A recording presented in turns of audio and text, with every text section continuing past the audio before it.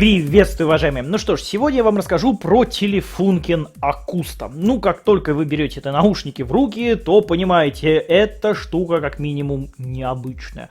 У меня лично ассоциации с каким-то штурвалом на корабле, такие вот золоченые, скажем так, металлические поверхности, есть пружинки, которые все это поддерживают. Ну, в общем, такая серьезная штука.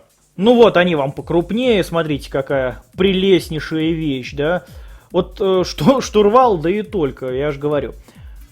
Вот такие вот пружиночки, все подвешено, да, то есть это вот не просто так, они действительно как-то держат чашку, то есть она поворачивается и, скажем так, удерживается, балансируется именно с помощью этих пружинок в том числе. Конструкция, да, открытая, можно видеть заднюю часть драйвера прямо через вот эту вот сеточку. Интересное решение по изменению высоты. Здесь вот берете и обычной пряжечкой меняете. Да, проблемно довольно, не быстрое удовольствие. Ну, помучайтесь там сколько, как у вас получается, и все будет нормально. Значит, амбушюрчики с пенным материалом, он такой специальный, видимо, ну как это называется, с эффектом памяти, то есть нажимаете, он запоминает это состояние, то есть не сразу отскакивает, а так медленно возвращается. Ну вот так вот они выглядят на мне, это вот спереди, это вот сбоку.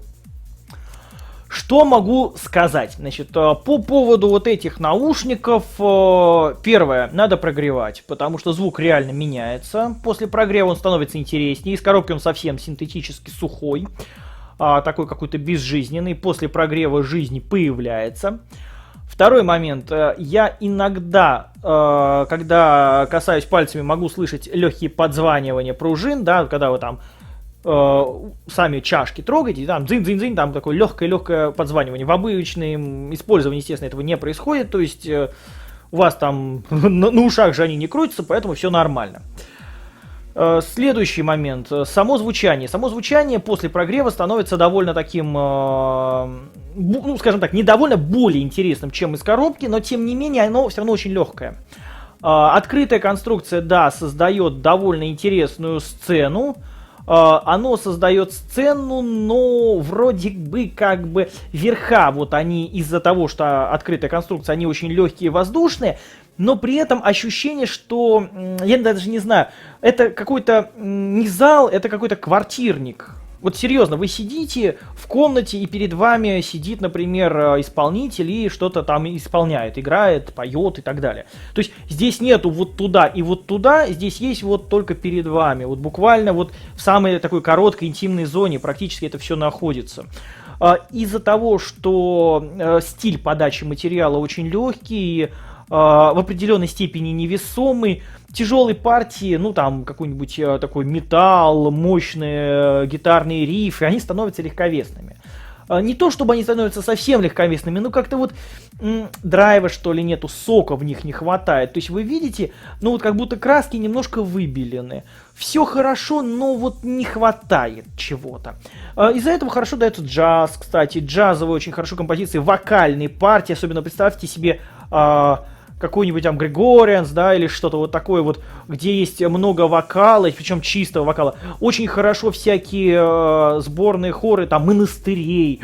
Ой, это вообще потрясно совершенно звучит на этих наушниках. Вот, когда все голоса, вы их слышите, это вот дает не тяжелое давление, например, на мозг, такое прям гудение, а это полетность голосу создает и просто что-то с чем-то получается. Но я говорю, ну вот они получаются такими избирательными несколько по жанру, и более легкие им удаются лучше.